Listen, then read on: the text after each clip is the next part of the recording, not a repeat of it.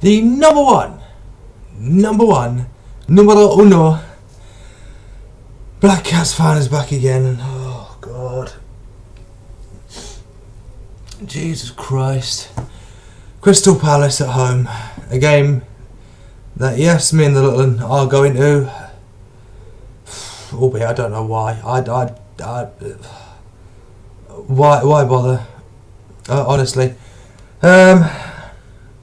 I mean, I'm a bit hopeful. I am a bit hopeful. Don't get me wrong, but hope can only go so fucking far, and even then, when it comes to something, not far enough.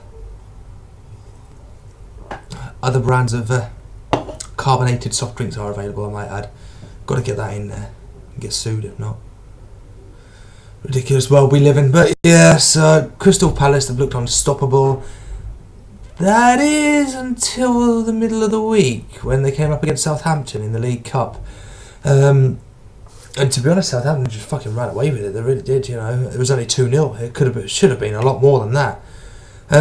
Sunderland, on the other hand, actually did something that Sunderland never really seemed to fucking do. They actually came, after dominating the game against QPR, they went behind, and then they came back to win without extra time, I might add, as well, which makes a nice change. Yeah. The only way we have a chance against Crystal Palace is, to be honest, doing what we did against QPR. Playing long balls, not to Jermaine Defoe, who could still be a doubt, by the way, at the time of recording this. So it could be Azoro who starts. The way we played against QPR, long balls down to the wing and then trying to cross it in. Granted, the crossing was diabolical against QPR. It was absolutely atrocious. So that needs to be improved. Luckily, Januzaj should be back. I believe it was only one game ban he got. So, yeah. That's the only way. Long balls down the wing, whip it in the box, and just be hopeful. That's the only way. Because Crystal Palace on the counter-attack are going to be far too strong for us. You know, we can hold the ball up pretty well in the middle. You know, with the likes of Catamol and Jan Kirchhoff.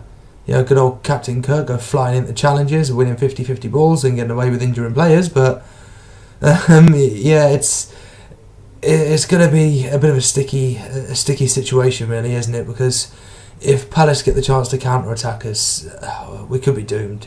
We really could be doomed. I mean, you don't know. I could be sitting here chatting shit, and for all we know, Palace could get banged. You know what I mean? It's one of those things. But I'm hopeful. So who's going to be the man to watch? Well, the man to watch, I can't believe I'm saying this. It's got to be Connor Wickham, hasn't it? Ex-Sunderland player. You just know he's going to be dying to fucking score a goal to rub it in. So who's going to be the pre-bell end? Well, you know, it's a tough one.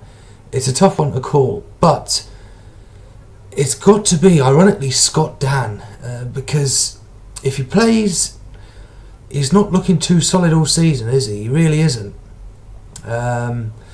It's going to be very interesting to see if he does play, how he's going to cope with the likes of Jermaine Defoe. You know, if we do get the odd long ball up to Defoe instead of the wings, you know, something different.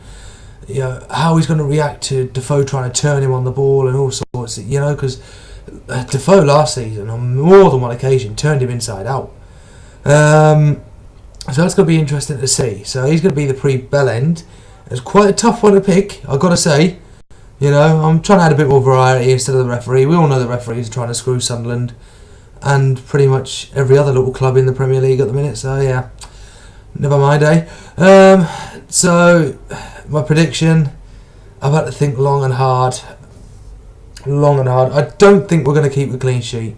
If anything, we're going to go behind again. But because of the QPR game, we're going to have that drive, we're going to have that focus. We know to keep our heads up instead of putting our fucking heads down, and we know we can come from behind. Because most of the players that did play were first team, so they can instill that into the rest of the team. I'm going to say a 2-2 draw. I can't see us losing, but I definitely can't see us winning either. And I mean, I think being 2-2 is probably being a bit generous as well. So yeah, I'm going to end this video a bit differently because I was having a wind up with somebody the other day, commenting on the FIFA 17 reveal video I did after the vote. So the question, I'll add a different question in the comments for you guys. The usual. What do you think the score's going to be? Obviously subscribe and all that. Of course. Stay here. So the question is. And I've been dying to do this. I've been dying to do this ever since that little argument. It's great. And they'll know who this is aimed at, by the way. How's semi-pro working out for you? Oh dear. Oh.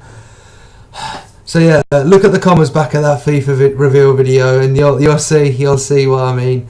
Honestly, because it wound somebody up so much. They didn't even answer the question. There was no denial there either. So it's obvious they clearly play FIFA 17 on semi-pro. I'm paying no attention to the live streams either. So yeah, how's semi-pro working out for you? I'll see you all for the dreaded... Oh, fuck. We better win. I'm going to this fucking game with my son. I don't want to tell him we lost. It's bad enough having to explain it to him at that fucking diabolical Middlesbrough game. So I'll see you all for the final whistle. And I probably will see you there at the stadium and all, actually. Be there a bit early.